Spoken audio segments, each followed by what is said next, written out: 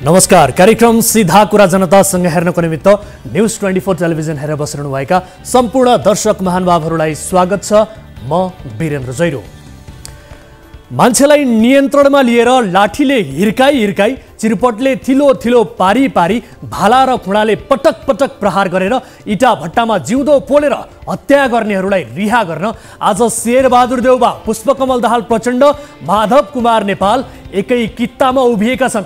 एक मामुली प्रश्न, हाम्रा ठूला नेताको परिवारका सदस्य कोही यस्तो नरसंहारको शिकार भएको भए पनि आज अध्यादेश ल्याउने र अपराधीलाई गंगाजल छर्किने प्रयास गरिन्थ्यो होला त? नयाँ सरकार बनेकै छैन, सांसदहरूले शपथ खाएकै छैनन्। अहिलेको सरकारको काम भनेको कर्मचारीलाई तलब खुवाउने, प्रकृतिका नियमित धन्दा गर्ने मात्रै हो। तर यस्तो औकात बिनाको सरकारले अध्यादेश ल्याएको छ किनभने यिनलाई नयाँ सरकार बनाउनु छ। त्यो भन्दा अघि अदालतले नै अपराधी ठहर गरिसकेका अपराधीहरूलाई जेलबाट बाहिर निकाल्नु छ। सदाचारी भन्दा भ्रष्टाचारी मन पराउनेहरू, शान्तिवादी भन्दा नरसंहारवादी मन पराउनेहरूलाई हामी के संज्ञा दिउँ? दर्शकहरूले नै भनिदिनु होला। नयाँ सरकार भर्सक शेरबहादुर देउबाकै नेतृत्वमा बन्ला। प्रधानमन्त्री बनेपछि भारतमा ओहदाको प्रमाणपत्र बुझाउन पनि जानै पर्ला। देउबा अबको भारत भ्रमणका क्रममा जब दिल्ली जान्छन् त्यो बेला उनी महात्मा गान्धीको समाधि स्थल अवश्य पुग्लान्। कम्तीमा नेपालका शेरबहादुर देउबा, माधव कुमार नेपाल र प्रचण्डले अहिंसावादी गान्धीको होइन, नाथुराम गोडसेको समाधि स्थल खोजुन्। नेपालमा कत्लेआम गर्ने, गराएकाहरूलाई जेलबाट छुटाउने अनि भारत पुगेर गान्धीलाई श्रद्धाञ्जली पनि दिने। यो पटक्कै सुहाएन। हाम्रा तीन भाइले कम्तीमा अस्ट्रिया जाँदा हिटलर, इटली जाँदा मुसोलिनीको पूजा गरून्। घरमा पनि बुद्ध, गान्धी, महावीरको फोटो छ भने त्यो हटाएर वीरप्पन, चार्ल्स शोभराज, इदी अमीन आदिको फोटो झुन्ड्याउन्। किनभने शिवको भक्तले पो पशुपति जाने हो त, भस्मासुरका भक्तहरूले त भस्मासुरकै चिहान खोज्दै जाने हो नि। सोचिएको थियो गएको निर्वाचनमा काङ्ग्रेस, एमालेको चोइटो समाजवादीको यार माओवादी, यिनीहरू सबैको मत घटेको पाइयो। मत घट्नुको अर्थ हुन्छ जनताको विश्वास गुमाउँदै जानु। जनताले मन पराउन छाडेको यो प्रष्ट चित्रपछि काङ्ग्रेस, माओवादी र समाजवादीले नयाँ सरकार गठन गरेपछि केही शैली सुधार गर्लान् भन्ने ठानिएको थियो। तर यिनीहरूले त कास्टिङमै क्लाइमेक्स गरिदिए। सुरुवात नै अपराधीलाई जेलबाट छुटाएर गर्न खोज्नेहरूको आगामी शासन कस्तो होला? दर्शकबिन, महान नेपाली जनताले भोट दिएकै छन्। यो चिन्तन गर्ने सामर्थ्य पनि नेपाली जनताले अवश्य राख्ला। त्रेता युगमा राम र रावणको युद्ध भएको थियो। रावण एक अत्याचारी शासक थियो। उसले अर्काकी पत्नीलाई हरण गरेर नरसंहार मचाएर आतंक मचाएको थियो। त्यसपछि द्वापर युग आयो। द्वापर युगमा कंस उस्तै अत्याचारी शासक थियो। आफ्नै बहिनीका 7 सन्तानलाई उसले मार्यो। नरसंहार, अत्याचार कस्तो हुन्छ भन्ने कुरा रावण र कंसले देखाइदिए। धार्मिक ग्रन्थहरूमा सबै विवरण लेखिएकै छन्, स्पष्ट छन्। यी धार्मिक ग्रन्थ नपढेकाहरू यदि नेपालमा कोही हुनुहुन्छ भने हामी सूचना दिँदैछौँ। कृपया हिन्दू धर्मशास्त्रका ती ग्रन्थहरू नपढ्नु होला भन्दैछु है। अत्याचार, नरसंहार, कुशासनबारे रावण र कंसका कुरा पढ्नै पर्दैन। आजका नेपाली जनताले नेपालमै त्यस्तो शासन भोगिरहेका छन्। नाम फरक होला तर रावण र कंस जस्ता शासक यति बेला हामीले पाइरहेका छौँ। धार्मिक ग्रन्थ पढ्नै पर्दैन। घर बसी नेपालको राजनीति र यहाँका शासक हेर्ने हो भने तपाईलाई रावण र कंसको तिर्सना मेटिनेछ। नरसंहार गरेर जेल बसेकाहरूलाई भेट्न जाने, उनीहरूको मायाले सताउने शासकहरूलाई नेपाली किसानले आफ्नो धानको मूल्य नपाइरहेको थाहा छ कि छैन? वर्षभरिको मेहनत घरमा राखौँ, मल किनेको ऋण तिर्नु छ, बेचौँ। भारतबाट आयातित धानसँग प्रतिस्पर्धा गर्न सकिएको छैन। लागतभन्दा सस्तो मूल्यमा धान बेच्ने हो भने फेरि वर्षभरि आफ्ना जहान कसरी पाल्ने, यो चिन्ता छ। अपराधीहरूको मायाले शेरबहादुर देउबाका आँखा पिलपिलाएका हामीले देखिरहेका छौँ। तपाईँहरूको मन कहिलेकाहीँ नेपाली किसानको पीडामा पग्लिन्छ कि पग्लिँदैन? विदेशमा नेपाली युवाले पाएको शास्तिमा तपाईँहरूलाई चिन्ता हुन्छ कि हुँदैन? नेपाली चेलीहरू अफ्रिकाका डान्स बार पुगेको कुराले छुन्छ कि छुँदैन? सायद यी कुरा देउबा, प्रचण्ड र माधव नेपालका लागि खास महत्त्वका विषय होइनन्। जसको जिन्दगी नै आयातित महँगा सरसामानबाट चलेका छन्, तिनलाई स्वदेशी चामल किन चाहियो? स्वदेशी किसान किन चाहियो? स्वदेशी मान्छे चाहिने त भोटको बेला मात्रै हो, त्यो गइसक्यो। अब त नेपाल भित्रै विदेशी वस्तुको बजार सुनिश्चित गरिदिने धन्दा गर्नु छ सरकारलाई। नेपालीको भन्दा विदेशीको चिन्ता बढी गर्नेहरू शासक भइसकेपछि हामीलाई रावण पनि यही, कंस पनि यही दर्शकबिन। सत्ता गठबन्धनमा रहेका दलहरूको मात्रै कुरा छैन यहाँ। प्रतिपक्षी नेकपा एमालेका अध्यक्ष केपी शर्मा ओलीलाई समेत अहिलेसम्म अध्यादेश ठिकै लागेको सङ्केत देखिँदैछ। अध्यादेश जारी गर्ने मामिलाका महानायक केपी ओली आफैले स्थानीय तह निर्वाचन अघि कैलाली पुगेर गरेको भाषणको यो अंश हेरिहालौँ। मलाई थाहा छ यहाँका थारू नेता जेलमै छन्। अनेकौं हजार मान्छे मरे, जेलमा हुनु परेन। यहाँ हुँदै नभएको मान्छेलाई मुद्दा लगाएर, अर्को मान्छेलाई मुद्दा लगाएर यहाँ हुँदै नभएका रेशम चौधरी त्यस बेला यहाँ थिएनन्, उनलाई मुद्दा लगाउनु पर्ने कुनै कारण थिएन। मैले थारू समुदायका नेताहरूसँग 6 बुँदे सम्झौता गरेर ती समस्याहरूको समाधान गरौँला भनेर प्रतिबद्धता जनाएको थिए, सम्झौता गरेको थिए। तर सरकार गयो। अहिलेको सरकारले 10 महिनासम्म कुनै समस्याको समाधान गरेन। दर्शकहरू, यो त थियो ओलीको भाषण। तर अहिले नेकपा एमालेको विद्यार्थी संगठन अध्यादेशको विरोधमा सडकमा तमासा गरिरहेको छ। ओली आफैले रेशमलाई निर्दोष ठहर गरेर 6 बुँदे सहमति गर्दा मौन बसेका एमाले नेताहरू अहिले अध्यादेशको विरोध गरिरहेका छन्।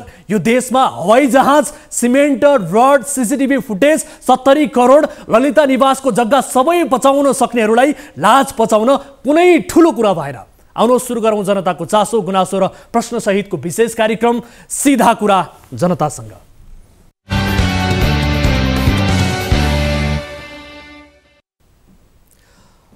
स्वागत छ कार्यक्रम सीधा कुरा जनतासँगको नयाँ श्रृङ्खलामा उपस्थित भइसकेका छौँ दर्शक महानुभावहरू। आज पनि विविध विषयहरू कार्यक्रममा लिएर उपस्थित भएका छौँ र आजको कार्यक्रममा विशेष गरी काठमाडौँ तारकेश्वर नगरपालिकाका 21 वर्षीय सबिन फुयालको दुर्घटनामा मृत्यु कि हत्या, यसको चिरफार गर्ने प्रयास गर्दैछौँ। र यस्तै कीर्तिपुर 5 की लक्ष्मी गुरुङ, जसले खाँदै नखाएको ऋण तिर्न नसक्दा यति बेला उनको घर नै लिलामी हुने सङ्घारमा पुगेको छ। यो घटनाको अन्तर्वस्तु के हो, कसले बदमासी गरेका छन्, आजको कार्यक्रममा यसबारे रिपोर्ट देखाउँदैछौँ। र यस्तै नवसङ्कल्प सहकारी संस्थाको ठगी सम्बन्धीको रिपोर्ट पनि आजको कार्यक्रममा प्रस्तुत गर्दैछौँ। र कैलालीको लम्कीचुवा नगरपालिका बारे रिपोर्ट प्रस्तुत भएपछि नगरपालिकाले विज्ञप्ति निकालेको छ। विज्ञप्तिमा के छ त्यो पनि आजको कार्यक्रममा रिपोर्ट मार्फत प्रस्तुत गर्दैछौँ। र यसबाहेक समयले साथ दिए तपाईँ दर्शक महानुभावहरूसँगको प्रत्यक्ष कुराकानीमा जोडिनेछौँ। कुनै पनि समस्यामा पर्नुभएको छ, कुनै पनि गुनासाहरू छन् भने कार्यक्रममा प्रत्यक्ष रूपमा तपाईँले कल गर्न सक्नुहुनेछ र जोडिने माध्यम टेलिभिजनको स्क्रिनमा देखाइरहेका छौँ। आउनुहोस् कार्यक्रमको सुरुवात गरौँ ताली र गालीबाट। यसअघि हामीले सोधेको प्रश्न थियो, काम चलाउ हैसियतमा रहेको वर्तमान सरकारले राजनीतिको आवरणमा अपराध गरेकाहरूलाई जेलबाट रिहा गर्न अध्यादेश जारी गर्न खोज्नु सुशासनको दृष्टिले उपयुक्त हो भन्नेले तालीमा र होइन भन्नेले गालीमा भोट गर्नुपर्ने थियो। जसअनुसार 15.69%ले तालीमा र 84.31% गालीमा मत जाहेर गर्नुभएको छ। अर्थात् सरकारले राजनीतिको आवरणमा अपराध गरेकाहरूलाई जेलबाट रिहा गर्न अध्यादेश जारी गर्न खोज्नु सुशासनको दृष्टिले उपयुक्त होइन भन्नेमा बढी मत परेको छ। गालीमा दर्शकहरूले बढी मत व्यक्त गर्नुभएको छ। अब ताली र गालीका लागि आजको प्रश्न यस प्रकार छ, आफू प्रतिपक्षमा हुँदा अध्यादेशको विरोध गर्ने कांग्रेस अहिले आफै काम चलाउ सरकारको नेतृत्व गरिरहँदा अध्यादेश जारी गराउने प्रयत्नमा छ। फेरि पनि सत्तामा टाँसिन कांग्रेसले यस्तो प्रयास गरेको हो भन्नेले तालीमा र होइन भन्नेले गालीमा भोट गर्नुहोला। हाम्रो पात्रको एप्लिकेसनमा गएर ताली र गालीका लागि भोट गर्न सक्नुहुनेछ र भोटिङ सुरु हुन्छ। अब आजको पहिलो विषयतर्फ यहाँहरूको ध्यानाकर्षण गराउन चाहन्छु। टिप्परको ठक्करबाट घाइते मात्रै भएका सबिन फुयाललाई टिप्परका चालक, सहचालक आदि मिलेर घातक प्रहार गरी हत्या गरेको दावी गर्दै अहिले काठमाडौँ तारकेश्वर 3 स्थित 3 पिप्ले क्षेत्रमा तनाव छ। गत आइतबार राति 9 बजे मोटरसाइकलमा सवार 21 वर्षका सबिन फुयाललाई टिप्परले ठक्कर दिएको थियो। उनलाई अचेत अवस्थामा केही पर भेटाइयो। शरीरमा अन्यत्र खास चोटपटक देखिँदैन, तर बालुवा उठाउने साबेलले घाँटीमा प्रहार गरेर हत्या गरे जस्तो क्षतविक्षत स्थिति देखिन्छ। मृतकका आफन्तहरूले दुर्घटना नभएर कर्तव्य ज्यान हो भनिरहेका छन्। ठक्कर दिने ट्रिपरका असली चालकलाई पनि भगाइएको सम्मको कुरा आएपछि मामिला शङ्कास्पद देखिएको छ। 21 वर्षका सबिन फुयालको मृत्यु र संशय बारेको यो विशेष रिपोर्ट हेर्नुहोस्। सवारी दुर्घटनामा ज्यान गुमाएका काठमाडौँ तारकेश्वर 3 का सबिन फुयालको मृत्युमा ठक्कर दिने टिप्पर चालकको भूमिका शङ्कास्पद पाइएको छ। तारकेश्वर 3 फेब्रुअरीका 21 वर्षीय फुयालको मृत्युपछि टिप्पर चालकले घाइते अवस्थाका उनलाई जोगाउने प्रयास नगरी मार्ने नियत राखेको भन्दै विरोध पनि हुन थालेको छ। दुर्घटनापछि घाइते भएका सबिनको घाँटीमा अनौठो छोड। सवारी दुर्घटनामा यस्तो हुन्छ र? मङ्सिर 25 गते आइतबार राति 9 बजे धर्मस्थली सानो बाइपास सिसाबानी सडक खण्डमा फुयाललाई बापास ख 6779 नम्बरको टिप्परले ठक्कर दिएको थियो। मोटरसाइकलमा सवार फुयाल टिप्परको ठक्करबाट घाइते भएपछि चालक र अन्य व्यक्तिहरू मिलेर हत्या गरेको पीडित पक्षको आरोप छ। मृतकका दाजु नाता पर्ने जयराम घिमिरेले दुर्घटनापछि बालुवा लोड गर्न प्रयोग गरिने साबिलले घाँटी थिचेर फुयालको हत्या गरिएको दाबी गरेका छन्। यो 25 गते बेलुका काठमाडौँबाट यता घर तारकेश्वर नगरपालिका वडा नम्बर 3 मा बाइकमा फर्किने क्रममा टिप्परले ठक्कर दिएर घाइते भइसके पछाडि टिप्परमा बसेका मान्छेहरू, चाडीका चालक, सहचालक र वरपर भएका मान्छेहरूले तल आएर साबेल बेल्चा प्रयोग गरेर चाहिँ घाँटीको रुद्रघण्टीमा विभत्स तरिकाले हत्या गरेर घटनास्थलबाट तपाईँको 30 मिटरको दूरीमा लगेर बालुवाको उसमा राखेको अवस्थामा आधा घण्टा पछाडि हामीले बरामद गरेको अवस्था हो। कार्यक्रम सीधा कुरा जनतासँगलाई प्राप्त भएका यी तस्बिर हेर्दा पनि सबिनको घाँटी रेटिएको वा कुनै भुत्ते औजारले छेदविच्छेद बनाएको जस्तो देखिन्छ। तस्बिर विभत्स भएकाले स्पष्ट देखाउन सकिने अवस्था त छैन, तर टिप्परले ठक्कर दिएपछि घाँटीमा यस प्रकारको चोट कसरी लाग्यो भन्ने प्रश्न उब्जिएको छ। सबलाई बालुवाको थुप्रोमा पुर्ने योजना थियो। सबिनका साथीहरू आएपछि उनीहरू भागे। दुर्घटना भएकै दिन 3 फेब्रुअरीमा ठूलो आवाज आएको भन्दै प्रहरीलाई रिपोर्टिङ भएको थियो। आवाज आएपछि स्थानीय तथा प्रहरी घटनास्थलमा पुगेका थिए। त्यस क्रममा बागमती प्रदेश 02 025 6189 नम्बरको मोटरसाइकल दुर्घटना भएको अवस्थामा फेला परेको थियो। तर फुयालको शव भने घटनास्थलभन्दा केही पर बालुवाको थुप्रोमा फेला परेको थियो। त्यस लगतै सबिनलाई ग्रेन सिटी अस्पताल पुर्याइए पनि त्यहाँ चिकित्सकले उनलाई मृत घोषणा गरेका थिए। प्रहरीको समेत मोटरसाइकल चलाइयो। मृतकका आफन्त नै पक्राउ।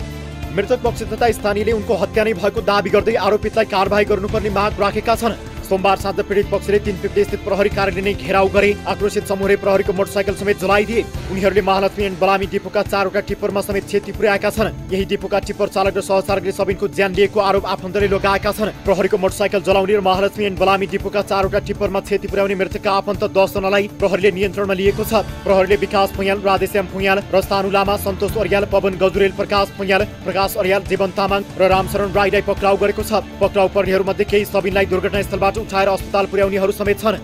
घटनामा संलग्न 2 जना पक्राउ। 15 लाखको लोभमा हत्या आरोप स्वीकार।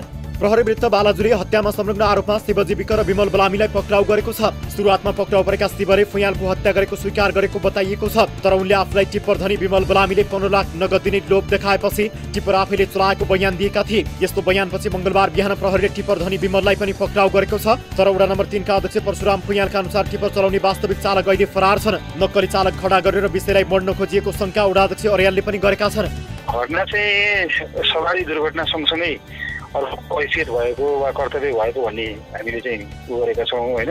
घाँटी लगभग रेटिएको अवस्था देखिन्छ। अब घाँटी छिन्न अलिकति मात्रै बाँकी देखि जस्तो देखिन्छ। अब यो गाडीले हालेर फेरि घाँटी छिने त मैले अहिलेसम्म कहीँ पनि देखेको छैन। अब त्यस्तो एभिडेन्सहरू त देखाएको पनि छैन। त्यस कारण चाहिँ यसमा चाहिँ पक्कै पनि यो घाइते अवस्था भइसकेपछि घाँटीमा धारिलो हतियार प्रयोग गरेको जस्तो देखिन्छ। यद्यपि एउटा फोरेन्सिक रिपोर्ट आउला, के अरे एउटा पोस्टमार्टम पछि अटोप्सी रिपोर्ट आउला वा अरू कुनै रिपोर्ट आउला, त्यसपछि कन्फर्म गरिएला। र अहिले हामीले प्रारम्भिक रूपमा भन्ने कुरा चाहिँ के भने यो चाहिँ नितान्त चाहिँ सवारी दुर्घटना सँगसँगै एक हत्या नै हो। दुर्घटनामा घाइते भएका सबिनको उपचारमा लाखौं खर्च गर्नुभन्दा हत्या गरेर त्यसलाई दुर्घटना बनाउने र सरकारले तोकेको क्षतिपूर्ति दिएर मामिला सल्टाउने योजना बनाइएको विषय फैलिएपछि घटना थप्पै चिलो बनेको छ। सबिनको शव पोस्टमार्टम गर्न महाराजगञ्ज स्थित टिचिङ अस्पतालमा राखिएको छ। सबिनको ज्यान दुर्घटनामा भएको हो वा कर्तव्य ज्यान हो भन्ने अहिले नै स्पष्ट हुन सकेको छैन। तर प्रहरीले सुरुमै सवारी दुर्घटनाको मुद्दा अघि बढाउन खोजेको भन्दै आफन्तहरू थप सशंकित भएका छन्। इन्जिनियरका विद्यार्थी थिए सबिन, जर्मनी जाने प्रक्रिया पूरा गर्दै थिए। सन् 2023 भित्र जर्मनी जाने तयारीमा थिए सबिन। नातामा दिदी पर्ने निखिला सिमखाडाले आफै काम गर्ने कम्पनीका लागि सबिनलाई बोलाएकी थिइन्। इन्जिनियरिङको स्नातक तहका विद्यार्थी सबिनले संकायसँग मिल्दोजुल्दो व्यावसायिक तालिमका लागि उता जाने तयारी गरिरहँदा यता उनको शङ्कास्पद मृत्यु भयो। भाइ पनि इन्जिनियरिङ गर्दै थियो, यता आउने तयारी नै थियो। अनि हिजो भर्खर मेरै कम्पनीमा काम गर्नको लागि आउनको लागि अब त्यहीँ पढ्ने भोकेसनल ट्रेनिङको लागि डकुमेन्ट्सहरू मागेको थिएँ। उसले मलाई रिप्लाई 7 बजीतिर गरेको थियो। मैले बिहान यहाँको 9 बजी भनेपछि 1 बजीतिर उताको लगभग उसलाई मेसेज गरेको थिएँ, बाबु यो डकुमेन्ट चाहिँ पठाइदिइराख है, सबै कुरा अब यता ओके भइसकेको छ भनेर लेखेँ। उसले मलाई 7 बजीतिर मेसेज गर्यो, हुन्छ दिदी हस्, एउटा ल्याङ्ग्वेजको सर्टिफिकेट कन्सल्टेन्सीमा छ, पहिलाको कन्सल्टेन्सीमा, भोलि गएर म लिएर आउँछु अनि सबै पठाउँछु भनेको भाइ। 7 बजी त्यति भनेको भाइ, 9 बजी घरबाट फोन आयो एक्सिडेन्ट भनेर। निखिलाको दाबी अनुसार सबिनको शव बालुवाको थुप्रोमा पुर्ने तयारीमा केही मानिस थिए। पछि सबिनका साथीहरू आइपुगेपछि शव लुकाउन खोज्नेहरू भागे। यसकारण पनि यो स्वाभाविक दुर्घटना नभई कर्तव्य ज्यान हुन सक्ने निखिलाको शंका छ। दर्शकहरू, यस विषयमा थप कुराकानी गर्छौँ। यति बेला हामीसँग तारकेश्वर नगरपालिका वडा नम्बर 3 का वडा अध्यक्ष परशुराम अर्याल जोडिनु भएको छ। उहाँसँग यस घटनाको थप विवरण के छ, उहाँले बुझेअनुसार यो घटना के हो, यसबारे जानकारी लिन्छौँ। वडा अध्यक्षज्यू, यहाँलाई स्वागत छ कार्यक्रम सीधा कुरा जनतासँगमा। हजुर, धन्यवाद।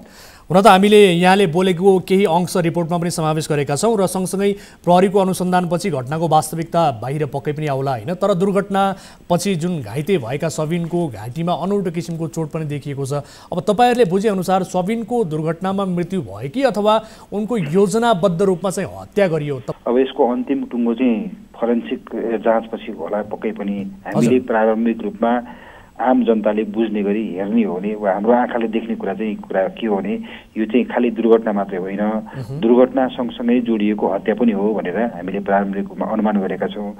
त्यही नै हो, जुन किसिमको अस्वाभाविक चोट घाँटीमा लागेको देखिन्छ त्यस्तो किसिमको चोट यस्तो किसिमको दुर्घटनामा कहीँ कतै पनि देखिएको अवस्था छैन, यो नजिरै पनि छैन।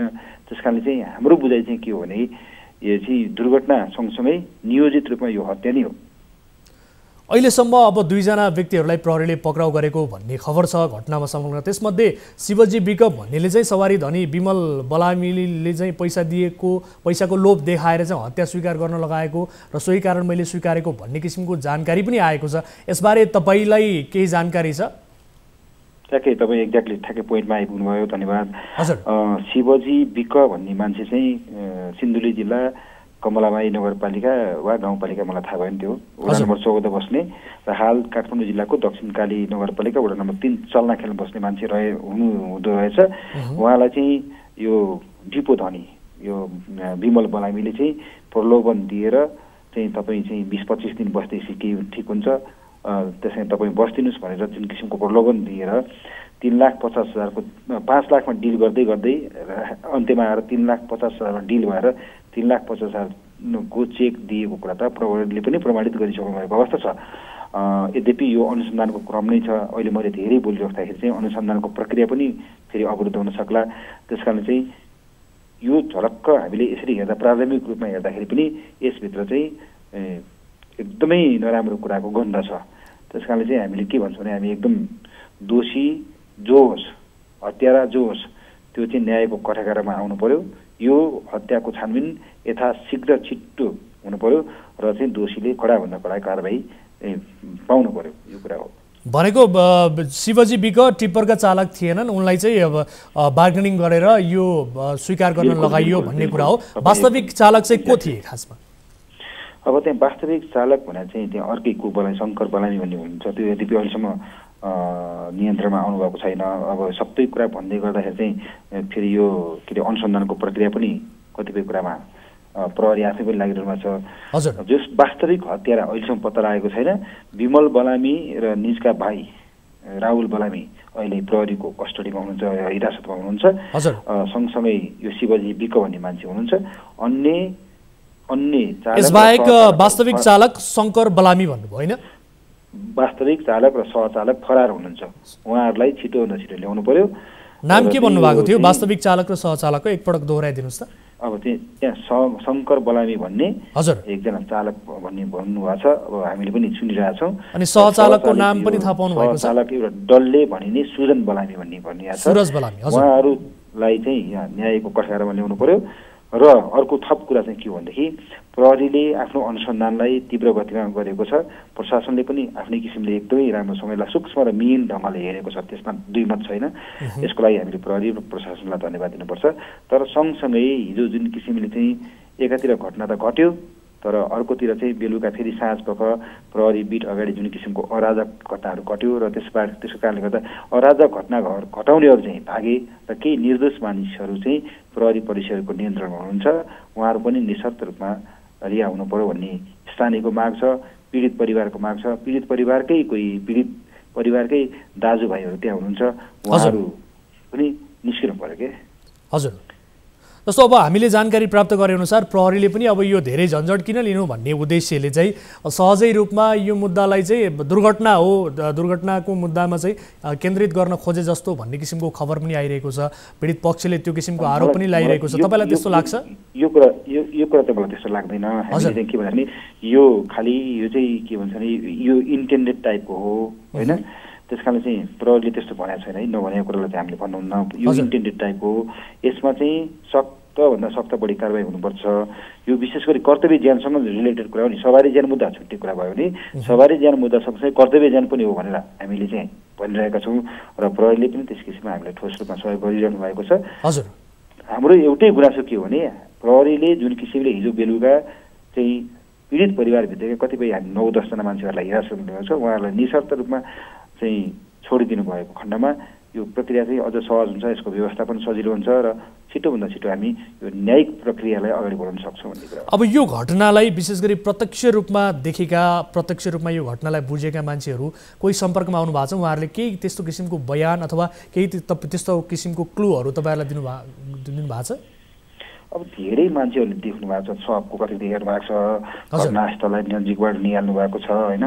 अब यो एकदम दुःखद छ, यो कतिपय इमोसनल पनि छ कि। अब कतिपय यो कुरा यदि त्यो पिक्चर हामीले हेरिराख्नु त्यो घाँटीमा जुन किसिमको छिनाइएको जुन पिक्चर छ, जुन किसिमको घाँटीको घाउ छ, त्यो हेऱ्यो भने यो बोल्न सक्ने अवस्थामा छैन हामी, एकदम भाव विवल हुने अवस्था छ। यो यस्तो अवस्थालाई चाहिँ नेपाल सरकारले, नेपाल प्रहरीले विशेष गरी विशेष सूक्ष्म ढङ्गले यसलाई ध्यान दिनुपर्छ र चाहिँ यो अनुसन्धानको प्रक्रियालाई छिटोभन्दा छिटो टुङ्ग्याउनुपर्छ भन्ने हाम्रो भनाइ हो। अब घटनास्थलमा सबिनका साथीहरू पुगेको र त्यस क्रममा चाहिँ केही व्यक्तिहरूले बालुवामा चाहिँ उनको शवलाई लुकाइरहेको भन्ने किसिमको अनौपचारिक जानकारी आएको छ र त्यही क्रममा उनका साथीहरूले देखिसके पछाडि त्यहाँ लुकाउन खोजिरहेका मान्छेहरू भागेको र सँगसँगै प्रहरी पनि पुगेको र प्रमाणका रूपमा सबिनका साथीहरूले त्यो फोटोहरू खिचेको भन्ने कुरा छ, जो अहिले प्रहरीको हिरासतमा छन्। यसबारे केही जानकारी दिएका छन् उनका सबिनका साथीले तपाईँहरूलाई? यो हजुरले जस्तो बुझ्नुभएको, मैले पनि यसलाई अनौपचारिक ढङ्गले छु, यसबारेमा मैले अहिले बोलिराख्नु उचित लाग्दैन। हजुर, यो पछि प्रहरीले पनि भन्नु होला, अनुसन्धान भएपछि भन्ला। अब यो यति अहिले अगाडि नै भन्दा चाहिँ अलिक छिटो हुन्छ कि भन्ने मलाई लाग्छ। अब यद्यपि यसमा चाहिँ यो रहस्यको गन्ध छ।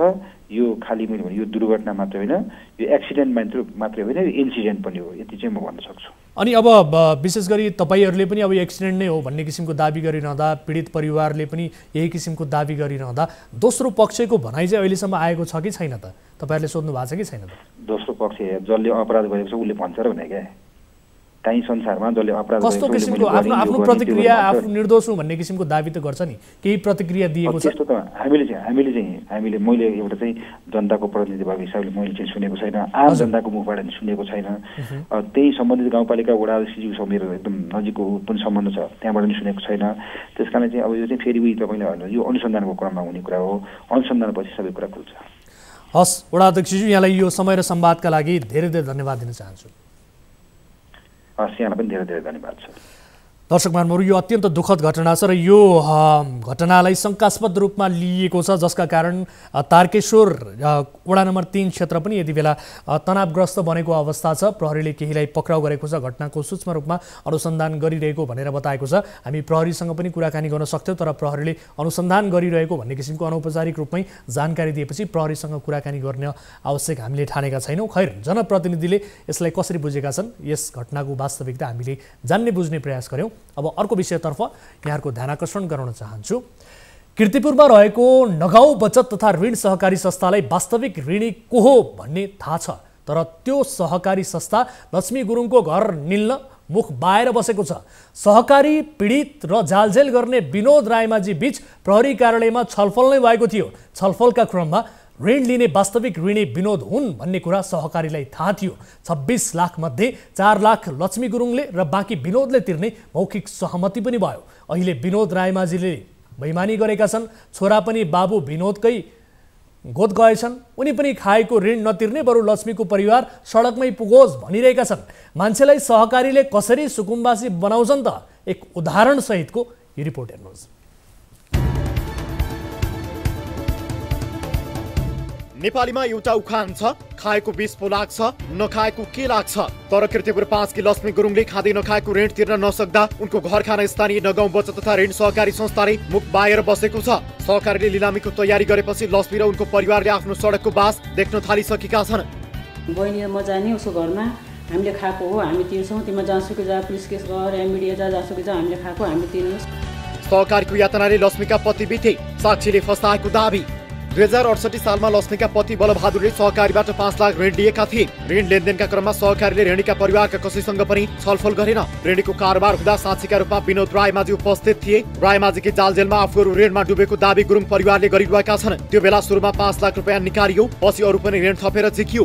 साउँ र ब्याज समेत जोड्दा अहिले 26 लाख रुपियाँ पुगेको छ। ऋण लिएको धेरै वर्षसम्म पनि गुरुङ परिवारका सदस्यले यो कारोबार थाहा पाएनन्। यही बीचमा लक्ष्मीका पति बलबहादुरको मृत्यु भयो। त्यसपछि मात्रै सहकारीले कारोबारबारे गुरुङ परिवारलाई जानकारी दियो। कारोबारमा संलग्न भएका विनोद रायमाझी पनि गुरुङ परिवारसँग कुनै सम्पर्क नगरी अस्ट्रेलिया उडे। विनोदकै सक्रियतामा भएको कारोबार उनैले मिलाउने आशामा गुरुङ परिवार बस्यो। विनोदले सुरुमा कारोबार आफैले गरेका कारण ऋण पनि तिर्ने बताउँदै आएका थिए। अहिले उनी जिम्मेवारीबाट पन्छिएका छन्। आफूले खाएको ऋण आफैले तिर्नु भन्दै विनोद अहिले गुरुङ परिवारलाई धम्क्याउन थालेका छन्। मलाई म एकदमै अन्यायमा परेको छु होइन। मैले त्यो मान्छेले पैसा लाने, फाइनेन्सबाट पैसा झिकेर लाने मान्छेले पटक पटक दिन्छु भन्ने दिएन गर्दा गर्दै उहाँ पनि यही पैसाको कारणले गर्दा बित्नु भयो। मेरो श्रीमान पनि बित्नु भयो। 6 वर्ष भयो उहाँ बितेको। यो बीचमा सहकारीले तिनै पक्षलाई राखेर छलफल समेत गराएको छ। साक्षीको रूपमा जोडिएका विनोद रायमाझीले पटक पटक आफूले ऋण लिएको र आफै तिर्ने बताउने गरेका थिए। 2073 सालमा सहकारीमा भएको छलफलमा लक्ष्मीको परिवारले 4 लाख तिर्ने र विनोदले 17 लाख तिर्ने मौखिक सहमति समेत भयो। त्यसपछि रायमाझी सम्पर्कविहीन भए। अहिले रायमाझीले कुनै प्रमाण नभएको भन्दै आफूले पैसा नतिर्ने बताउँदै आएका छन्। गुरुङ परिवार र विनोद रायमाझी बीच पहिलेदेखि नै चिनजान भएको र विश्वासका भरमा रायमाझीले गुरुङको घर राखेर ऋण निकालेको केही स्पष्ट आधार पनि छन्। लक्ष्मीसँग विनोदले गरेको यो अडियो संवाद सुन्नुहोस्। फेरि नोटिस लिएर आउँछु भनेछ मलाई होइन। मैले त लिन्न भन्दा नोटिस ल्याएर टाँस्यो होइन। अब यसरी उसले के गर्दैन भनेर बस्न सकेन भाइ। म त अब के दिमाग नै नबिर्सिने त्यस्तो भइसक्यो म। हेर्नु न के भन्ने पाउँछु अब एकदमै अब त्यो बाबुलाई भन्न त भने बाबुले बकिया गरेर चाहिँ सरकारसँग कुरा गरे। अब मलाई त भनेको थियो बाबुले मैले कुरा गरिरहेको छु नि, मलाई भनिरहेको छ। हजुर त्यो कुरा गरिराखेको छ। अब उसले अस्ति जग्गा लिनु कल भनेर भन्दैछ उसले। हजुर जग्गा लिदियो भने राम्रो भइगयो, लिएन भने पनि त्यसलाई अब कुन हिसाबले कसरी हुन्छ अलिअलि गरिदिएर पनि दिनुपर्ने छ। यो अडियो संवादमा विनोदकै जालजेलका कारण गुरुङ परिवार संकटमा परेको प्रश्न थाहा हुन्छ। तर अहिले जालजेल गर्नेहरू आफै अदालतमा जवाब दिउँला भनेर धम्कीको भाषा बोलिरहेका छन्। घटनाबारे बुझ्न हामीले आरोपी विनोद रायमाझीलाई पटक पटक फोन गर्यौं, तर उनको फोन उठेन। विनोदका छोरा विवेक रायमाझीले उनीहरूसँग कानुनी प्रक्रियाका लागि कुनै कागजात नभएको र आफूहरू अदालतमा जवाब दिने बताएका छन्। यता सहकारीले पनि आफूसँग गुरुङ परिवारले नै कारोबार गरेको जनाएको छ। दर्शकहरू, यस विषयमा थप कुराकानी गर्नका लागि हामीसँग टेलिफोन सम्पर्कमा हुनुहुन्छ नगाउँ बचत तथा ऋण सहकारी संस्थाका अध्यक्ष महेन्द्र महर्जन। अध्यक्षजी, यहाँलाई स्वागत छ कार्यक्रम सीधा कुरा जनतासँगमा। धन्यवाद सर। हजुर, अब घरका अन्य सदस्यहरू कसैलाई पनि जानकारी नदिइकन ऋण दिनुभएछ। अब यो खासमा चाहिँ सहकारीले ऋण प्रवाह गर्ने प्रक्रिया के हो, यसबारे बताइदिनुहोस् त। तपाईँहरूले कसरी ऋण दिनुहुन्छ?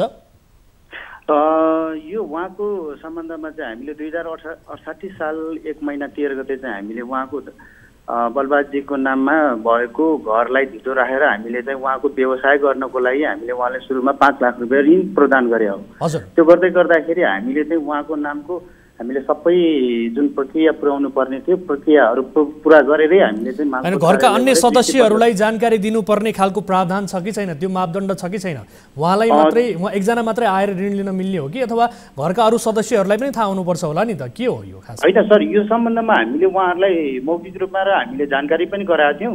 त्यही सम्बन्धमा हामीले जानकारी गराउँदै गर्दाखेरि 71 सालमा चाहिँ हामीले उहाँहरूलाई स्पष्ट रूपमा उहाँहरूसँग बसेर उहाँकै घरमा गएर हामी बलबाजी उहाँको परिवारसँग हामीले छलफल पनि गरेका थियौँ त्यो सम्बन्धमा।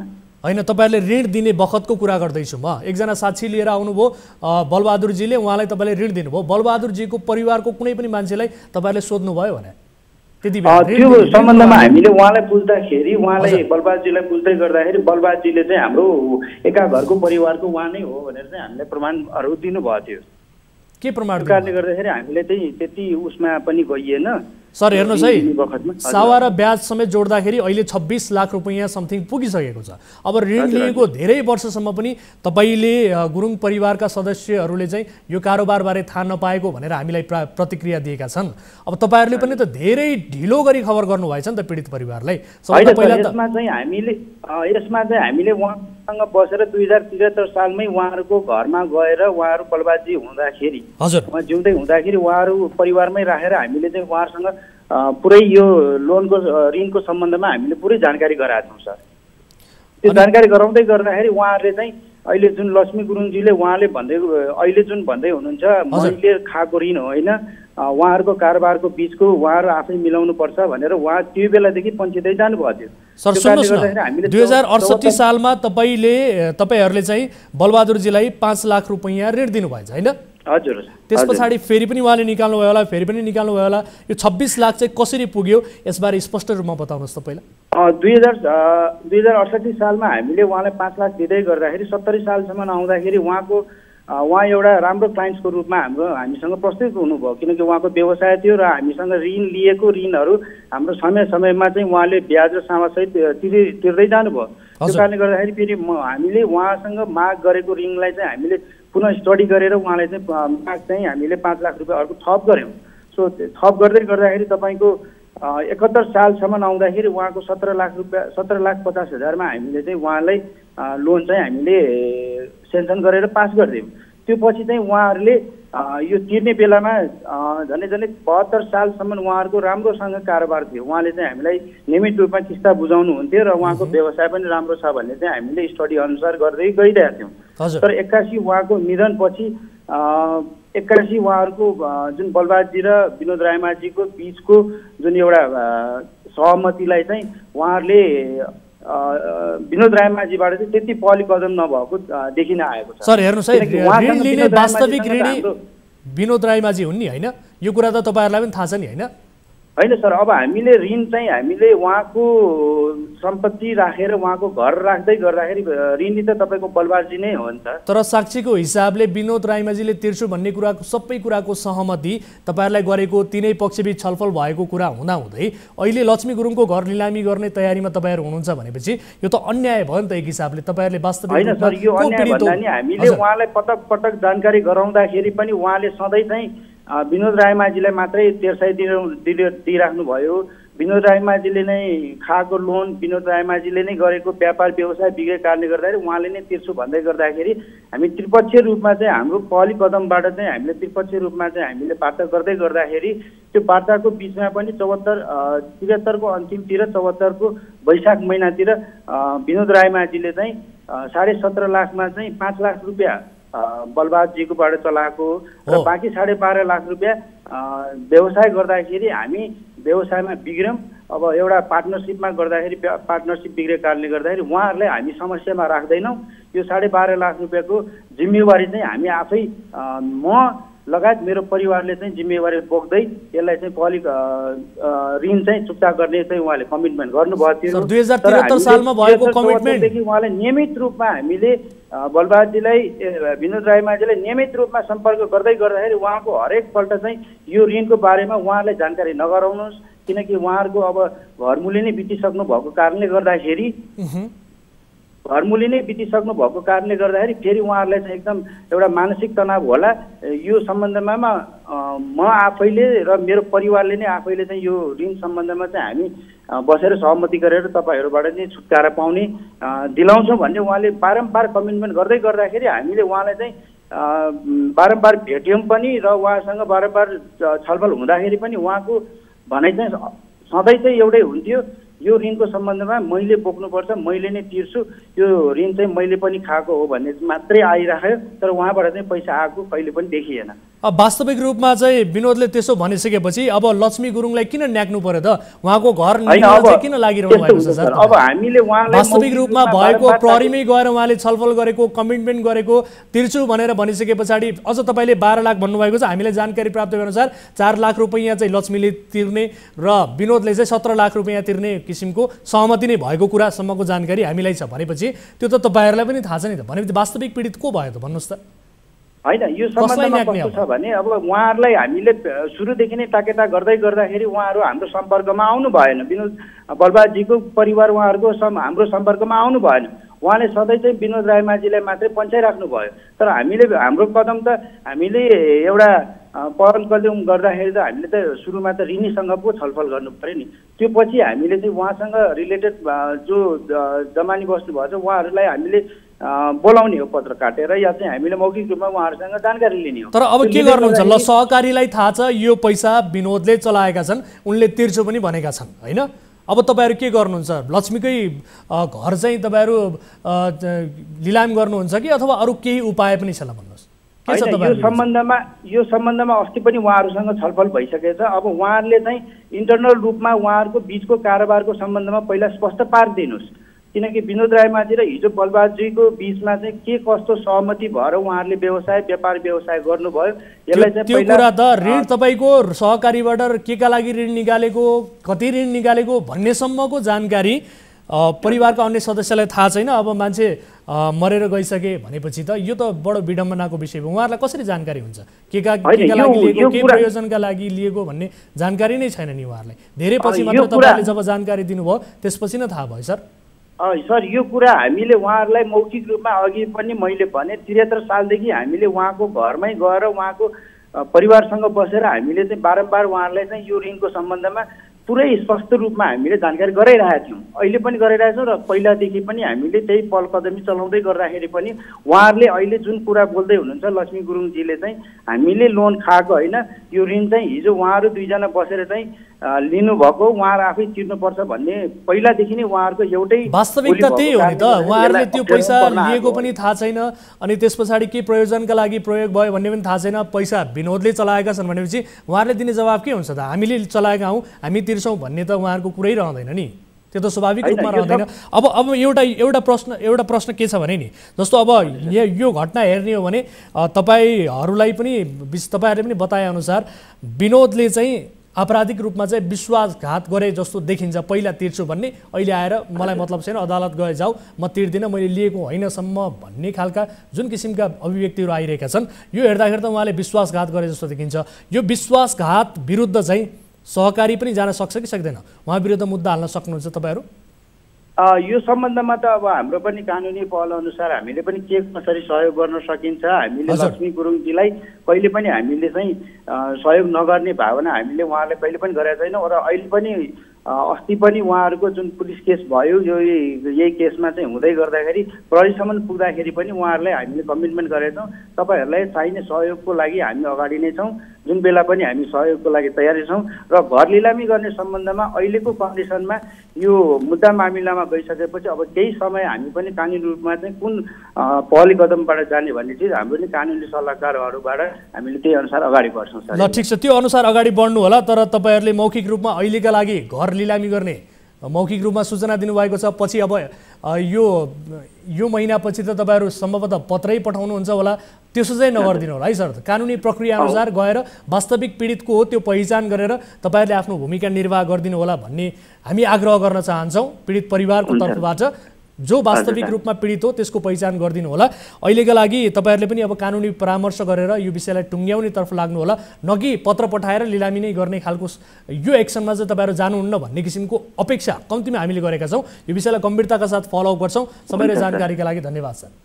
हस्, धन्यवाद सर। हस्, दर्शक महानुभावहरू, यो अत्यन्त गम्भीर विषय रहेको छ। एक परिवार आफ्नो घर नै लिलाम गर्ने हुने किसिमको अवस्था आएपछि हाम्रो कार्यालयसम्म आयो र त्यस पछाडि यो विषयलाई हामीले उजागर गरेका छौँ र सहकारीसँग पनि कुराकानी गरेका छौँ। कार्यक्रममा यति बेला पालो भएको छ ब्रेक पछाडि फेरि पनि उपस्थित हुनेछौँ विविध विषयसहित। यहाँहरू हेरिरहनु भएको छ कार्यक्रम सीधा कुरा जनतासँग मात्र न्युज 24 टेलिभिजनमा।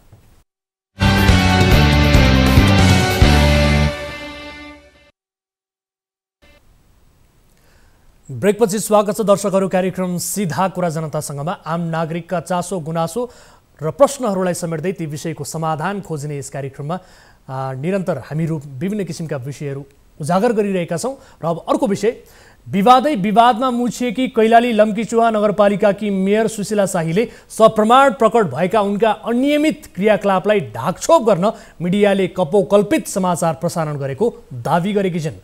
मेयर शाहीले 4.5 लाख दरका मोटरसाइकल वडा अध्यक्षका लागि खरिद गरेकी थिइन्।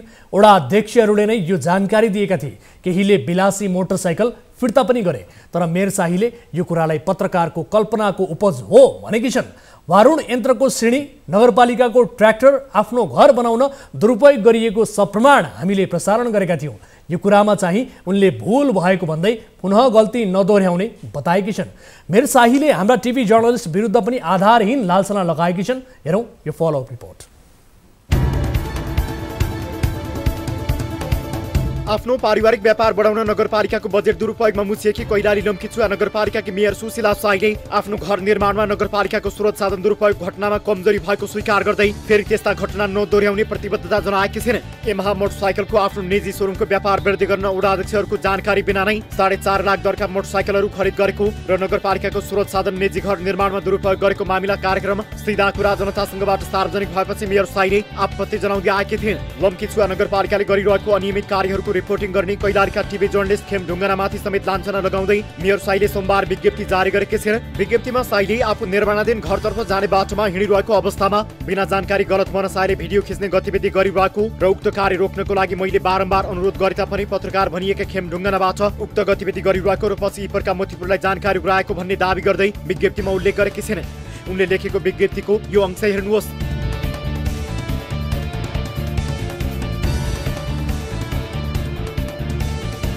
तथ्य चाहिँ मेयर शाहीले उल्लेख गरे जस्तो छैन। टिभी जर्नलिस्ट खेम ढुङ्गानाले भिडियो खिच्नु अघि नै शाहीसँग प्रतिक्रियाका लागि अनुरोध गरेका थिए। न्युज 24 सँग कुनै कुरा नगर्ने बताएपछि थप प्रमाण जुटाउन ढुङ्गाना भवन निर्माण स्थलतर्फ पुगेका थिए। त्यहाँ मेयर शाही, उनका ठेकेदार र अन्यले जोर जुलुम गर्न खोज्दा प्रमाणका रूपमा भिडियो खिचिएको थियो। मेयर शाहीले ढुङ्गानालाई आफ्नै घरमा केही समय नियन्त्रणमा राखेर भिडियो मेटाउन लगाएपछि असुरक्षित महसुस गरेर ढुङ्गानाले नै प्रहरी बोलाएका थिए। तर नेपाल प्रहरीका डीएसपी पति भएका कारण मेयर शाहीकै पक्षमा लागेर प्रहरीले पनि भिडियो डिलिट गर्न दबाब दिएका थिए। मेयर शाहीले कपोकल्पित समाचार सम्प्रेषण भएको दावी पनि गरेकी छिन्। टिभी जर्नलिस्ट ढुङ्गानाले शाहीकै घरमा पुगेर मेरो मिडिया समेत नगरपालिकामा सूचीकृत छ, मलाई पनि काम दिनु पर्यो भनेर निस्केको, तर के कति कारणले कपोकल्पित समाचार विभिन्न मिडियामा सम्प्रेषण भए भन्दै प्रश्न उठाएकी छिन्। शाहीले प्रश्न त उठाइन्, तर यी प्रश्न तथ्य ढाकछोप गर्ने र पत्रकारको छवि धमिल्याउने उद्देश्यले सोधिएको देखिन्छ। वडा अध्यक्षका लागि 4.5 लाखका मोटरसाइकल खरिद गरिएको, वडा अध्यक्षले फिर्ता गरेको, जानकारी बिना नै मोटरसाइकल मेयरले खरिद गरेको बयान वडा अध्यक्षहरूले दिएका थिए। वडा अध्यक्षहरूले दिएको बयानका आधारमा तयार पारिएको समाचारलाई शाहीले कपोकल्पित भनेकी छिन्। नगरपालिकाको वरुण यन्त्रको भर्याङ, नगरपालिकाकै ट्र्याक्टर मेयरको घर बनाउन दुरुपयोग भइरहेको यो दृष्टिका आधारमा बनेको रिपोर्टलाई पनि मेयर शाहीले कपोकल्पित भनेकी छिन्। टिभी जर्नलिस्ट ढुङ्गानाले मेयर शाहीसँग काम मागेको विषय पनि विरोधाभास देखिन्छ। किनभने गएको आइतबार दिउँसो सम्पूर्ण घटनाका सम्बन्धमा बुझ्न कार्यक्रम सीधा कुरा जनतासँगको टिमले शाहीलाई काठमाडौँबाट फोन गरेको थियो। त्यो क्रममा उनी आफैले मिडियाका लागि 30 लाख बजेट छुट्याएका छु, मैले के गर्नुपर्छ मलाई सिकाउनुहोस् भन्दै मिडियालाई दिग्भ्रमित गर्ने प्रयास गरेकी थिइन्। दर्शकहरू, हामीले जे देख्छौँ, जे स्पष्ट रूपमा देखेका छौँ त्यही विषयमा रिपोर्ट प्रस्तुत गर्छौँ। विशेष गरी कुनै पनि किसिमको प्रतिशोध राखेर हामी कोही प्रति पनि रिपोर्ट हामी प्रस्तुत गर्दैनौँ। यस दृश्यले जे भन्छ र तथ्यमा टेकेर हामी रिपोर्ट प्रस्तुत गर्छौँ र सोही अनुसार हामीले यी विषयहरूलाई कार्यक्रममा फलोअप गरेका हौँ। आज नगरपालिकाले विज्ञप्ति जारी गरिसके पछाडि त्यो विज्ञप्तिमा देखिएका केही कैफियत सम्बन्धी पनि हामीले रिपोर्ट प्रस्तुत गऱ्यौँ। यो विषयको निरन्तर फलोअप हुनेछ। अहिले यति जानकारी गराउन चाहन्छौँ र यति बेला आफ्नो समस्यासहित आउनुभएका कोही दर्शकलाई हामी स्वागत गर्न चाहन्छौँ। कार्यक्रममा जोडिनु भएको छ। नमस्कार, को बोल्दै हुनुहुन्छ, कहाँबाट? सर नमस्ते। हजुर हजुर, कहाँबाट को बोल्दै हुनुहुन्छ? सर म मोरङको लेटाङदेखि हो सर। मोरङबाट। यहाँको शुभ नाम बताउन चाहनुहुन्छ? म अहिले नाम गोप्य राख्छु सर। गोप्य राख्न चाहनुहुन्छ, ठिकै छ। यहाँको समस्या के हो, के का लागि तपाईँले हामीलाई सम्पर्क गर्नुभयो? सर मोरङको बेलबारी मालपोत कार्यालयमा एकदम नाङ्गो नाच हुन्छ सर। कस्तो किसिमको नाङ्गो नाच हो अलिकति विस्तृतमा भन्नुहोस् त। भन्नाले सर कर्मचारीहरू 10 बजे आउने ठाउँमा 11 बजे जस्तो आइदिन्छ, समयमा कर्मचारी आउँदैन। प्लस मालपोत कार्यालयको प्रमुख शाखा नै मालपोत कार्यालयको प्रमुखज्यू नै उपस्थित नहुनु भएको 3-4 दिन भइसक्यो सर। हाम्रो जग्गा पास हुनुपर्ने अब हामीले 11 गतेदेखि प्रोसेस चालेको, अहिलेसम्म नै मालपोत कार्यालयको प्रमुख आउनु भएको छैन। हामीले आइतबार सोमबार मङ्गलबार आज 3 दिन भइसक्यो सर। हामीले आइतबार राजस्व सब तिरेको, अहिलेसम्म मालपोत कार्यालयको प्रमुख नआएर हाम्रो काम नै रोकिरहेछ। सहायक प्रमुखले पनि हाम्रो काम गरिदिनु भएको छैन सर। हाम्रो तपाईँ के कामका लागि जानुभएको थियो, के काम भएर भन्नुहोस् त तपाईँको? सर मालपोत कार्यालयमा हाम्रो जग्गा पास गर्नुपर्ने थियो। किन्ने मान्छे रेडी छ, हामी बेच्ने मान्छे रेडी छौँ। हामीले राजस्व पनि तिरिसक्यौँ र आज पनि हामी वेटिङ गरेर बस्छौँ, हिजो पनि वेटिङ गरेर बस्यौँ र त्यहाँको मालपोत कार्यालयको प्रमुख नै आउनु भएको छैन सर। प्रमुख नआएकै कारणले तपाईँहरूको काम नबनेको? हजुर सर। जुन सहायक प्रमुखबाट त्यो काम हुँदैन रहेछ? हजुर सर। सहायक प्रमुख नहुने रहेछ सर। उहाँ जुन प्रमुखकै साइन चाहिन्छ अरे, अब किन्ने मान्छेको पनि फ्लाइट छ सर। अनि प्रमुखज्यू कहिले आउनुहुन्छ अरे त? के भन्नुभयो त्यहाँको? छुट्टीमा बस्नु भएको छ अरे। ए छुट्टीमा बस्नु भएको छ? कति दिनका लागि छुट्टीमा बस्नुभयो? कामै रोकेर त छुट्टीमा बस्न त मिल्दैन होला, उहाँले पनि कसैलाई अप्ठ्यारी दिनु भएको छ? हामीले पनि बारम्बार यही कुरा भन्न खोज्दाखेरि चाहिँ अब कहिले हिजो आउनुहुन्छ भनेर भन्नुभयो, कहिले आज 12 बजे आउँछ भनेर भन्नुभयो। कति समय भयो उहाँ आउनु भएको कार्यालयमा भन्नुहोस् त? कति दिन भयो? यो उहाँ चाहिँ चुनाव 5-6 गते चुनाव 4 गते भयो सर। हामीले 9 गतेदेखि ट्राई गरेको। हजुर। अनि अहिलेसम्म पनि कार्यालयमा 18-19 गतेसम्म 3टा काम भयो। अस्ति आइतबारबाट 5वटा काम भयो सर। लास्ट उहाँ चाहिँ नआउनु भएर हाम्रो काम नै भइरहेको छ सर। उहाँको नाम बताउनुहोस् त, उहाँको नाम के हो हाकिम साहबको? उहाँ सर एउटा अर्को कुरा कस्तो भनेदेखि कर्मचारीको त्यहाँको कार्यालयको कर्मचारीहरूले अहिलेसम्म न पोस्टर न उहाँहरूले कुनै एउटा आइडेन्टिफिकेसन न एउटा कुनै एउटा कार्डहरू भिड्नु भएको छ। सरकारले एउटा त कर्मचारीहरूलाई एउटा पोसाक दिएको छ। अब त्यहाँ सेवाग्राही हो कि कर्मचारी हो हामीलाई कोही पनि थाहा हुँदैन सर। उनीहरूले एउटा कार्ड पनि बोकेको हुँदैन र उनीहरूको कुन मान्छे हो भने हामीलाई त्यो पनि थाहा हुँदैन सर। हाकिम साहबको नाम बताउनुहोस् त, थाहा छ तपाईँलाई? हाकिम साहबको नाम मैले कतिचोटि सोध्न खोजेको, उहाँहरूले नामै मलाई भन्नु भइरहेको छैन सर। ए अनि हाकिम साहबको कार्यकक्षमा जानु भयो नि तपाईँ?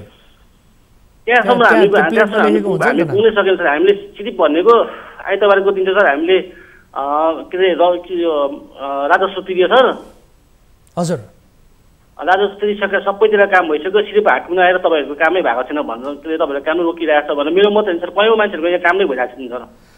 हस् ठिक छ, यस विषयलाई हामी फलोअप गर्नेछौँ के भएको रहेछ। तपाईँ जस्तै अन्य धेरै सेवाग्राहीहरूको पनि हामी प्रतिक्रिया लिनेछौँ र यो मालपोत कार्यालयमा देखिएको समस्या समाधानका लागि हाम्रो तर्फबाट पहल पक्कै पनि गर्नेछौँ। हामी के भएको छ खोजनीति गर्ने कोसिस गर्नेछौँ। आफ्नो गुनासो राख्नुभयो, धेरै धेरै धन्यवाद यहाँलाई।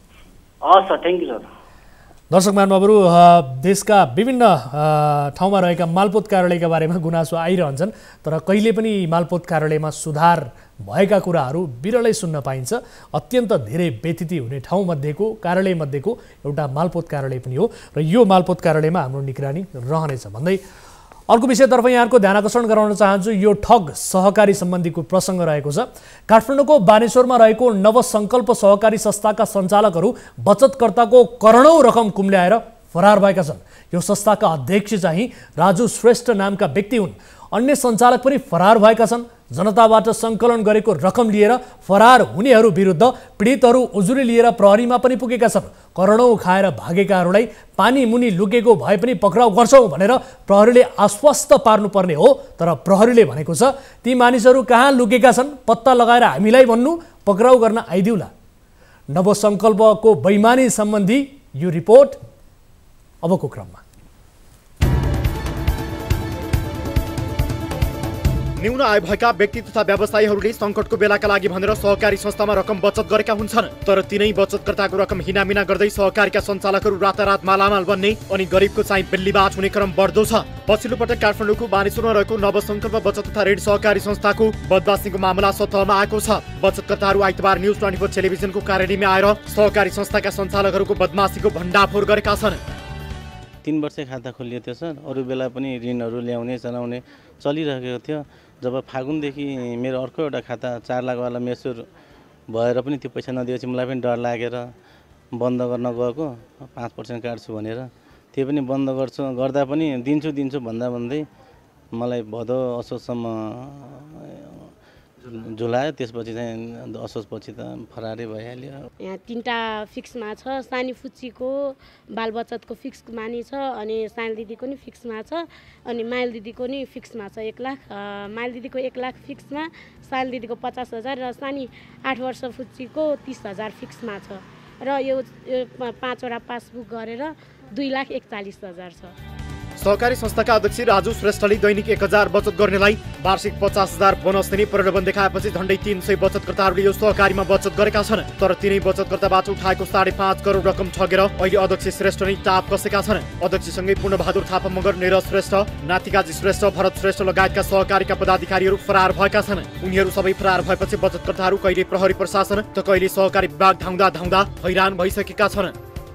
निकाल्ने त हामी त सक्दैनौँ डुबाउन त होइन, हामी त जसरी तसरी पनि गर्ने कोसिस त गरेछौँ। अब तिनीहरूलाई अब कसरी खोज्ने के गर्ने भनेर हामीले उता पनि गरेछौँ सबै। अब अझै धेरै आशा लिएर हजुरहरूसम्म आएछौँ कि रे, अब कसरी त्यसलाई खोज्ने, कसरी भेटाउने, कसरी पाइन्छ भनेर अब त्यही आशा बोकेर यहाँसम्म आएछौँ। एकदम धेरै टर्चर भइरहेछ। अब हामीले कसरी तिर्ने, अब ठ्याक्क तिर्ने बेलामै उहाँहरू भागिदिनु भयो होइन। अब हामीले त धेरै एमाउन्ट तिर्नुपर्छ, हामीले सबै त्यहीँबाट राखेर अनि निकालेर तिर्ने गरेको थियो कि। अब त्यो भएपछि एकदम धेरै टर्चर छ। कसरी तिर्ने त घरमा के सल्लाह भएको छ? घरमा त अब केही अब बोल्ने स्थिति नै छैन कि, अब के गर्ने अब कसरी तिर्ने एकदम गाह्रो भइरहेको। मान्छे भेटाउनु पर्यो होइन, सकेसम्म अब यत्रो दिदीबहिनीहरूको यत्रो पैसा खाइरहेको छन्, यत्रो गरिरहेछ, सकेसम्म अब हजुरहरूले सक्नुहुन्छ भनेदेखि अब हजुरहरूले कोसिस गर्नु होला। अब के भन्नु, प्रहरीमा जाहेरी दिएपछि अपराधीको खोजी र पक्राउ गर्ने जिम्मेवारी प्रहरीको हो। तर आफ्नो जिम्मेवारीबाट प्रहरी संगठन पन्सिने गरेको गुनासो यस सहकारीका बचतकर्ताहरूले गरेका छन्। सहकारी सञ्चालक श्रेष्ठ पनि फरार भएपछि उनी विरुद्ध उजुरी दिन बचतकर्ताहरू प्रहरी विरुद्ध बानेश्वरमा पुगेका थिए। तर प्रहरीले भने गैर जिम्मेवार जवाफ दिएर उनीहरूलाई फर्काइदियो। सञ्चालकलाई तपाईहरू आफै खोज्नुहोस् अनि खबर गर्नुहोस्, त्यसपछि हामी पक्राउ गर्छौँ भन्ने शैलीको जवाफ प्रहरीले दिएको बचतकर्ताहरू बताउँछन्। जाँदाखेरि उहाँहरूले के एन्सर दिनुभयो भन्दाखेरि तपाईँहरू खोज्नुहोस्, भेट्नुभयो भने लिएर आउनुहोस् भन्ने। अब अनि हामीले खोज्ने भए त उहाँहरूले जागिर खाएको के को लागि त होइन, हामी आफै खोज्ने भए त हामी आफै खोज्न हिँड्ने भइगयो नि। उहाँहरू प्रहरी भएको के काम लाग्यो त? हामीले 3 महिनादेखि उजुरी दिएको के मतलब भयो त? यी बचतकर्ताहरू मध्ये कोही सामान्य रोजगारीमा छन्, कोही व्यवसाय मार्फत जीवन धानिरहेका छन्। त्यही आम्दानीबाट सानोतिनो रकम जोगाएर उनीहरूले बचत गरेका थिए। तर कार्यालयमा तालचा ठोकेर सहकारी सञ्चालकहरू फरार भएपछि अहिले सबै बचतकर्ताहरू रणभुल्लोमा परेका छन्। दर्शकहरू, नेपालमा रहेका अधिकांश सहकारी संस्थाहरूमा राखिएको सर्वसाधारणको बचत जोखिममा छन्। नियामक निकायहरूको निगरानी र कानुनी संरचनाका दृष्टिले पनि सहकारीमा हुने बचत बैंक जति सुरक्षित हुँदैन। सहकारीबाट ठगिने क्रम बढिरहेका बेला सर्वसाधारणलाई आज हामी केही विशेष कुरामा ध्यान दिन अनुरोध गर्न चाहन्छौँ। विशेष गरी सहकारीले साधारण सभा समयमा गरेको छ कि छैन, आफ्नो पैसा भएको संस्थाले कता केमा लगानी गरिरहेको छ, वित्तीय स्थिति के छ, त्यो ख्याल गरेर मात्रै पैसा जम्मा गर्नुहोला। अन्यथा तपाईँको बचत जति बेला पनि जोखिममा पर्न सक्छ, यो ख्याल गर्नुहोला। उसै पनि यो देशमा सहकारीमा फटाइ गर्नेहरूलाई कारबाही गर्ने निकाय निकै कमजोर छ। आजलाई यिनै विषयहरू प्रस्तुत गर्दा गर्दै कार्यक्रम सिधा कुरा जनतासँगको निर्धारित समय सकिएको छ। कुनै पनि समस्या पर्नु भएको छ भने तपाईँले हाम्रो टोल फ्री नम्बर 1660112424, एन्सल नम्बर 980115 72424 र भाइबर नम्बर 9745615654 मा 24 घण्टा कल गर्न सक्नुहुनेछ। र तपाईँ प्रत्यक्ष रूपमा भेटेर आफ्ना समस्याहरू राख्न सक्नुहुनेछ भने चाहनुहुन्छ भने हामीलाई भेट्न चाहनुहुन्छ, आफ्ना समस्या राख्न चाहनुहुन्छ भने बालुवाटार स्थित न्युज 24 टेलिभिजनको कार्यालयमा आएर प्रत्यक्ष रूपमा हामीलाई भेटेर आफ्ना समस्याहरू राख्न सक्नुहुनेछ। तपाईँको समस्या समाधान गर्नका लागि हामी तयार भएर बसेका छौँ। तपाईँको समस्या समाधान गर्ने कोसिस हामी गर्नेछौँ भन्दै कार्यक्रम सिधा कुरा जनतासँगबाट म वीरेन्द्र जैरू बिदा हुन्छु। नमस्कार।